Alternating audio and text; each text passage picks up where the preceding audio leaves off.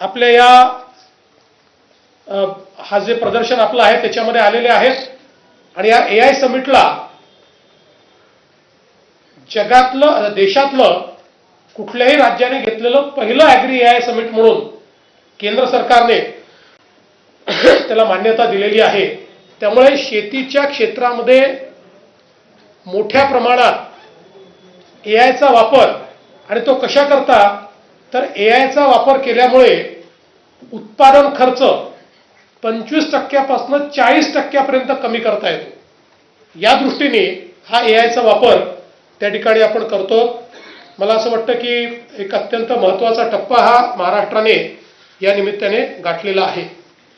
आज खरं म्हणजे विरोधकांचं एक पत्र आम्हाला 6 पानांचं आणि 18 मुद्द्यांचं पत्र मिळालं आणि आपल्याला माहिती आहे की शरद पवार गटाचे आमदार काही हजर नव्हते, त्यामुळे त्यांनी एका माजी आमदाराची सही त्याच्यावर घेऊन घेतली।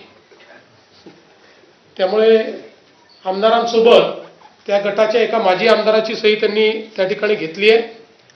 खरं तर मला असं वाटतं की जागतिक मातृभाषा दिनी आपल्या मातृभाषेच्या इतक्या चुका या पत्रामध्ये आहेत, हे जर त्यांनी आदित्य ठाकरेंना दाखवलं असतं तर आदित्यजींनी कदाचित त्यांच्याकडचे जे एक्सपर्ट्स आहेत, तज्ज्ञ आहेत, त्यांना दाखवून ते सुधारून घेतलं असतं।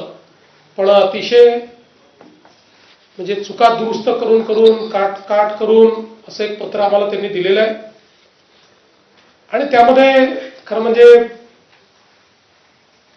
आपण विचार केला तर आपल्या सगळ्यांचं कॉन्ट्रीब्युशन खूप आहे त्या पत्रामध्ये। ते कसं आहे माहिती आहे, आपण ज्या बातम्या छापता त्याचा पॅराग्राफ उचलून टाकून दिला आहे जसाच्या तसा। म्हणजे त्याच्यात त्यांनी स्वतःची भाषा देखील वापरण्याचा प्रयत्न केलेला नाही। त्याच ठिकाणी फक्त शुद्ध लेखन बरोबर आहे, बाकी ठिकाणी प्रॉब्लेम आहे। आणि मला असं वाटतं की या सगळ्या बातम्या टाकून आणि त्यांनी पण ठीक आहे, मला असं वाटतं की भास्कर जाधव तसे प्रामाणिकपणे बोलतात, त्यामुळे त्यांनी त्यांच्यात काय गॅप आहे वगैरे हे त्या ठिकाणी नेहमीच प्रांजळपणे कबूल करतात, तशी कबूल त्यांनी केली आहे। मुळात एकच गोष्ट सांगतो की सातत्याने जनादेशाचा अपमान करण्याचं काम विरोधी पक्षाच्या वतीनं होतं। सत्ताधाऱ्यांना मस्ती आली आहे, सत्ताधाऱ्यांना मात चढलाय, अशा पद्धतीनं जनादेशाचा अपमान ते करतात। खरं म्हणजे आमचे सगळे सत्तारूढ पक्ष हे विनम्रतेनं जनतेमध्ये जात आहेत आणि जनतेची सेवा करतायत, म्हणून स्थानिक स्वराज्य संस्थांमध्ये अभूतपूर्व अशा प्रकारचा विजय हा आम्हाला जनतेने दिलेला आहे। यातनंही जर हे शिकणार नसतील तर मला असं वाटतं की विरोधी पक्षाचं काय होईल याबद्दल वेगळं काही सांगण्याची आवश्यकता नाही। बरं, यात अनेक गोष्टी अभ्यास न करता मांडायच्या। मुख्यमंत्री सौर ऊर्जा प्रकल्पात 12,000 कोटीचा भ्रष्टाचार। आता याच्यामध्ये मुळामध्ये ज्यांना कामं दिली होती त्यातल्या ज्या लोकांनी कामं वेळेवर केली नाहीत, पैसे आपले नाहीत, ते स्वतः पैसे लावणार आहेत। याच्यामध्ये आपण पैसे देत नाही, ते स्वतः पैसे लावतात आणि काम करतात। त्यांना ज्यांना दिली होती अशी ज्यांनी कामं पूर्ण केली नाही, अर्धवट केली, त्यांची बँक गॅरंटी 40 कोटी रुपयाची ही आपण जप्त केली।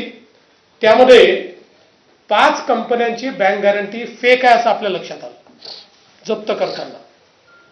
त्यामुळे त्यांच्यावर आपण FIR दाखल केलेला आहे आणि त्यांनी जे काही काम त्या ठिकाणी केलं असेल त्याच्या सहित आता ते काम आपण दुसऱ्याला देऊ। याच्यात 1 पैशाची कुठेही इन्व्हेस्टमेंट राज्य सरकारची नाही, हे सगळे स्वतःचे पैसे लावून काम करणारे लोक आहेत। तथापि त्यांनी खोटी बँक गॅरंटी दिल्यामुळे त्यांच्यावर आपण FIR केलाय। त्यामुळे कुठलीही माहिती न घेता बोलण्याची जी काही एक प्रथा विरोधी पक्षात पडली आहे, विरोधी पक्षाने आरोप केलाच पाहिजे, पण तो माहितीसहित, पुराव्यांसहित आणि शार्प आरोप केला पाहिजे। हवेत गोळीबार करायचा आणि पळून जायचं हे करणं योग्य नाही आहे. त्यामुळे याही सभागृहामध्ये ते जे काही आरोप प्रत्यारोप जे काही करतील निश्चितपणे त्या संदर्भात उत्तर द्यायला आम्ही तयार आहोत. या ठिकाणी या विधिमंडळाच्या अधिवेशनात एकूण 15 विधेयकं हे त्या ठिकाणी मांडली जातील, ज्यामध्ये 2 विधेयकं हे जुने प्रलंबित विधेयक आहेत.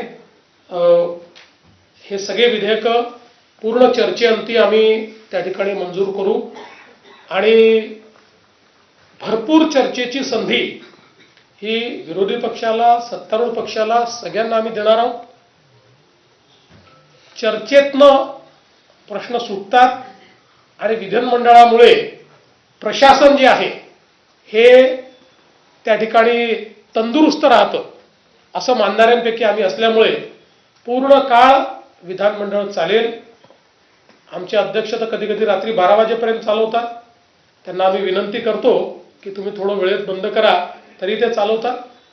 पण एवढाच विश्वास देतो, एक चांगला अर्थसंकल्प मांडण्याचा प्रयत्न आम्ही करू. जे मुद्दे माननीय अजितदादांना अपेक्षित होते ते सगळे मुद्दे या अर्थसंकल्पामध्ये त्यांनी जे काही सूचना केल्या होत्या त्या सगळ्या सूचना या आम्ही अंतर्भूत करू आणि जनसामान्यांना दिलासा देत असताना आर्थिक शिस्त देखील राज्याची पाळता आली पाहिजे या दृष्टीनं काही कडक पावलं देखील उचलायची आवश्यकता पडली तर ती देखील आम्ही उचलायला मागे पुढे पाहणार नाही, हा विश्वास मी आपल्या सर्वांना देतो. धन्यवाद.